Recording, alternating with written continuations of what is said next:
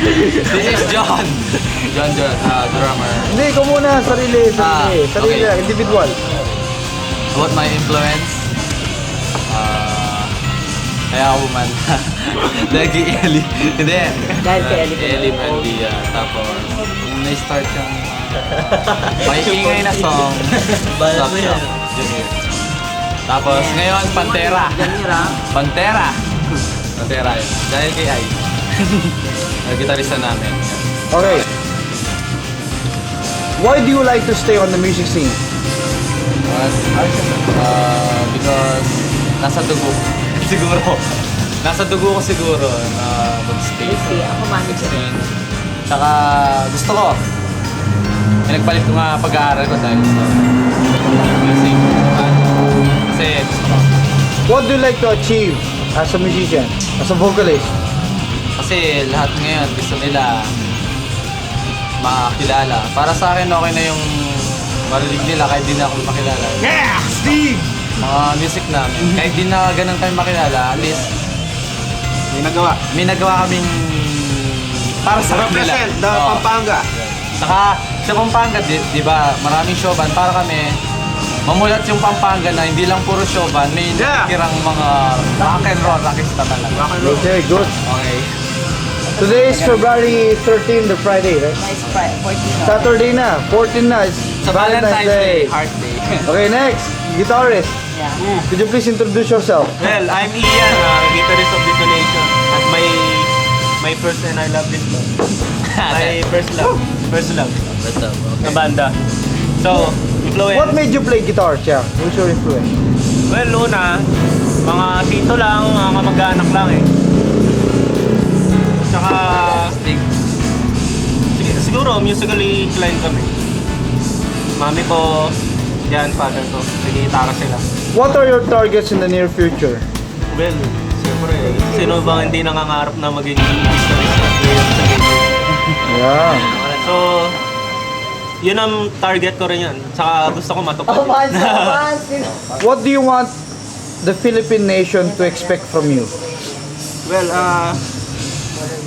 siguro yung pagiging rockista ko, pagmamahal sa music, sa culture, pagiging isang Pilipino. Okay, good. Thank you very much. Dalang, Yeah. yung ano ko, yung influence ko si Dimebag Darrell Pantera. Yeah. Kasi Pare, I love you, pare. kasi ano, si Eric Johnson. Okay. good. Ayun. Melodic, yeah. Yan. Ito ang pinaka-astig sa band. Could you please introduce yourself, man? Sino yung bassist? Ayos. Ito lang yung video kang Influences, ska, reggae, rock and roll, kahit anong music, grunge. What made you play the bass? Frustration ko, gitara kasi. So you want to be a guitarist? Gitara kaya Kaya nag-bass na lang ako. dapat nag-ano na rin siya gano'n, no? Kasi tambol-tambol. Eh, mas Skill pare, labas mo. Labas mo, pare. Sige, kaya mo yan. Yak, hindi, yak. yun. Naiyak na ako eh. Hindi, okay na. How do you see yourself in the future? Sana, Ika, what can you contribute Sigurado may nag-test. on the Philippine music scene? para ma-improve lahat. Maging ma-express ko yung sarili ko. Magkaroon ng ibang ideas naman sa bass. Baka So you're sana- planning to introduce a new trend sa bass? Sana meron. Okay. Any words? Influences? Influences niya, ayun. Ska, reggae, tapos grunge. Anyone in particular? Ska, reggae, grunge? Sa grunge, Dishwalla, Mm-hmm. reggae, Bob Marley, Sublime Ska, Uh-huh. Ska,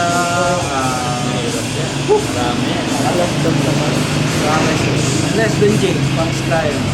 Okay. Simply, Any message to the younger generation? ulit, patuloy. Okay. Agad umaga. Last but not the least, the drummer. Could you please introduce yourself? Pangalan, John. Apelido dito. Trabaho. Taga-Palo lang Trabaho. What made you play the drums? Living things. Why not be a guitarist or a vocalist? Dati, gitarista ako, tapos maraming pumalit sa akin, nag-bass ako, marami rin pumalit sa akin. Drums na lang walang nakakuha, kaya ako na drum. Any influence on drums? Marami. Metallica, Pantera, Dave Matthews, Yeah. Bob Marley, at saka ibang ska, hindi ko kasi kilala. So what do you plan to give to the Philippine music scene? Innovation ba yun? Yung tawag sa parang maraming input. Hindi ko compress ko siya, tapos ilalabas ko siya ng isang ganun lang. Parang ganun.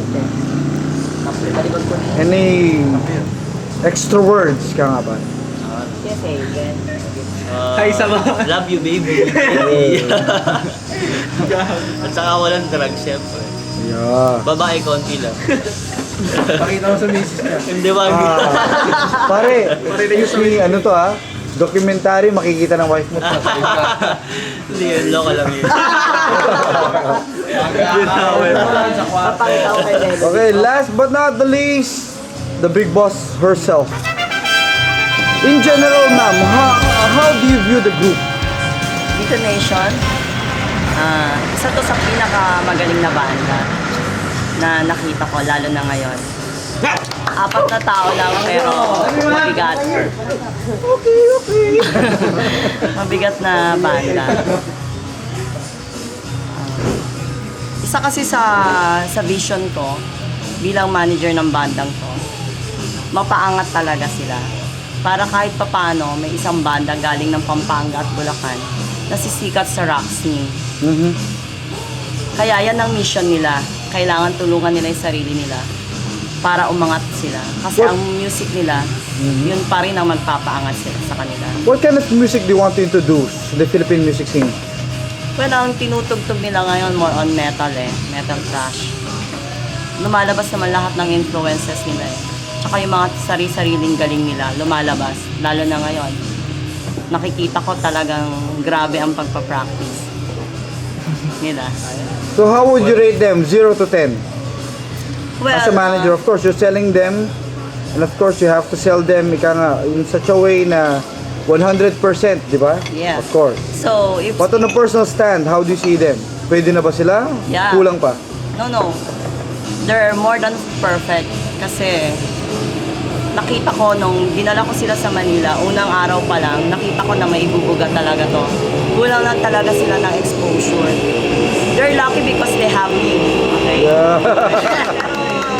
Mawala man ako sa kanila, they will survive kasi magaling na mga musikero itong mga bata ko.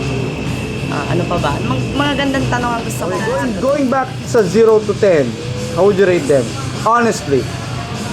Right now, siguro 8. Why 8? Kasi 2 steps from perfection, di ba? Pero yung number na yun kasi it's a perfect number for them kasi it's going up. Okay? Meaning to say the number is going up. They are going up. Parang ganun yung ano ko. So basically, you are promising the Philippine music scene na these guys are not assholes. They are not. I trained them not to be. Tsaka they were raised in good families naman Mga rakista sila pero rakistang may puso, hindi lang may itlog. Okay? Tsaka sa mga magiging fans nila, I tell you guys, magiging magaling na mga musikero tong bandang to. Sa mga banda, manda kayo dahil ito na makakalaban nyo. I've heard that they were before called as clones of Slapshot, Pampanga version, Pampangueño version. Yeah, and we love it actually because Slapshot, they are their brothers and Jamir, Lichi, Jeboy and Ansing. We love them dahil isa sila sa naging inspirasyon ng banda na to. Mga kaibigan namin ng Slapshot and we are proud to be cloned sila, they are proud to be called na clone ng Slapshot. Okay? However, merong sariling identity itong banda na to. Kaya nga si Jamir, he's very, very eager to help the band. Actually, I was asking Jamir to, support us. Like, siya yung magbigay ng financial assistance to this band para mag-record ng demo nila. So he'll be a producer then. Yeah, and he's a very good friend of Detonation, si Jamir. Okay. And we love him. Ayos ba, pare? Yeah. How many years have you guys been playing? Well, ako may script eh. Nag-start ako grade 4 eh. Sa... 2 years ago? 10 years ago? 20 years ago?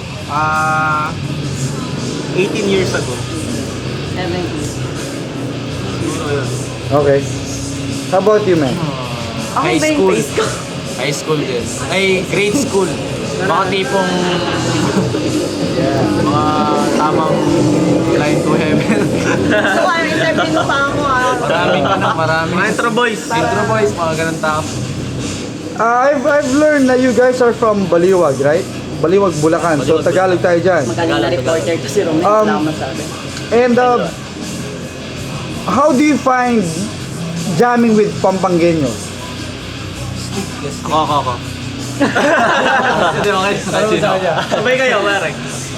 Hindi, syempre astig nga. Kasi,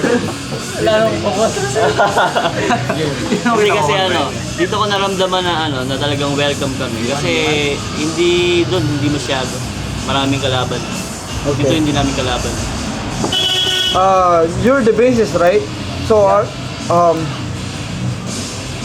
don't you have any difficulties with the vocalist and guitarist na siyempre, bass ang hawak mo and usually nag-aaway ang bassist and guitarist? Basing on my First experience. mix pa lang namin eh. Sa feel ko parang may chemistry na kagad. Sa amin, hindi. Bigayan. Hindi, sa ayos. Lahat naman eh, pwede magbigayan. Music kasi yan. Tanggap mo. Okay. Ayos ka na, hindi ako nakapag-shave ng kuya. Don't worry, edit ko to. Sige. So, you asked me. Yeah. Talagang ask me. If you were given edit. Wait. Okay, alright. If you were given the chance to change the band, what are you going to change sa banda? Sa miyembro o sa gusto nila? Membro in general, whatever.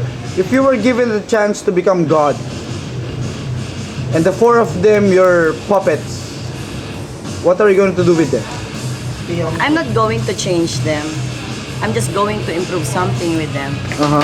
Kasi, ang pagbabanda naman, nasa sa tao yan eh. Ang paglabas ng musika ng bawat tao, nasa isa't tao yan. Kaya nga, they have influences to deal with. Tsaka mahirap magbago ng banda. Kasi kahit anong sabihin mo magbago, babalik at babalik kung talagang kung sino ka. Diba? Okay. Alright. Going back, what made you stick with the band? Yan. Ang balita ko kasi maraming managers, if ever after one album, they quit the band, or after a few practices, they quit the band. Pero we've seen na you've stayed with the band for how many months? Why? Actually, it's been years eh. Years na ba? Oh. I have my personal reason and tong bandang to, we gave them the name Detonation. Because we believe that this is the band na magpapasabog ng galing sa rock scene kasi it's detonated and Detonation. Hindi ko siguro maiiwanan tong bandang to kahit yung mga anak pa nila ay maging Detonation Junior, etc. And then my son will be the manager then. Kasi naging maganda yung samahan namin. Hindi lang sa band. Hindi lang sa banda, hindi lang banda to eh, kundi yung pagiging magkakaibigan, pagiging magkasama, magiging magkakapuso at magkakapamilya. Okay, that's good. And any last words sa upcoming fans? Alright. Sa mga kaibigan, sa mga kapamilya, kahit sa mga kaaway, sa mga dating banda, sa mga bagong banda, ito siguro yung banda na dapat abangan ninyo. Okay? Dahil iba yung nilalabas na galing ng mga batang to. At dapat makita to ng bawat mga musikero. Kasi ang music is a continuous learning, no? Yep. Dapat hindi tayo nag-aaway-away dahil pare-pareho tayo ng influences, etc. O tayong mga managers nag-aaway-away dahil may mga banda tayong tinataguyod. Dapat siguro magkaisa ang bawat Pilipino kahit sa ang party ng Pilipinas para maitaguyod yung rock scene. Lalo na ang rock scene. Okay? Sa mga banda, abangan nyo to dahil sinisigurado ko sa inyo na sisikat tong banda to. At isa sa mga fans, maraming salamat. Salamat sa Slap. Alright. Yeah. Alam, isa pa pala, gusto ko rin magpasalamat sa isa sa mga magaling na banda ng Pampanga, Fourth Clan Rock. Yeah. Thank you. Salamat. Maraming salamat sa Slaps, Steve, sa tulong. Virus Lab. Alright, bye. Cakewalk. Lahat na tumulong. Sa mga iba. Sassy, hi. Sa Sasi, sa Hi, Mirik, Sassy. sa Rock to Metal, kay Kuya Billy. Can you promise the Philippine music scene that you're gonna be big? Ako, We are already big, man. yari sila. Yari sila. We are working for that. Ginagawa. Pagsisikapin namin. Pagsisikapan. Pagsisikapan. Ano ba? Ang pangalan eh. Hindi, tsaka ano. Hindi lang kami banda. Pati niya, no? We'll count to 3, ah. Yeah. Nasa group. Okay, sabay-sabay. Dapat sabay-sabay. Hi, gano'n. 1, 2, 3. Hey, we are the Ganun na lang, we're detonation. Ganun na lang. Okay. Nasa sa inyo yan, nasa inyo. 1, 2, 3. Where the donation? As long as dikit kayo, as long as it's clear na you guys are one. Okay? Ready? Okay. Last 6 minutes. Go ahead, ha? In 6 minutes, magyabang kayo. Sabihin nyo lahat yung katarantudang gusto nyo gawin. Okay? Last 6 minutes na to. Wala nang battery, ha? Nakaan tayo. Ready? 1, 2, 3, go! Battery. We were talking about international band. Let's not talk about influences this time. Okay, sorry. This time, gusto mo unedited, right? I'm gonna give you two versions sa isang CD. Edited and unedited. Marketing tool ko rin to. Kung nagustuhan nyo, saka, di ba? Actually, rockstar. How to be a rockstar. Be a rockstar. What do you want to show the world? What do you want to show the Philippines? To show my talent. What do you want to show other vocalists, other bassists, other guitarists, other drummers? Ready? 1. Be yourself. Be a rock star. 1, 2.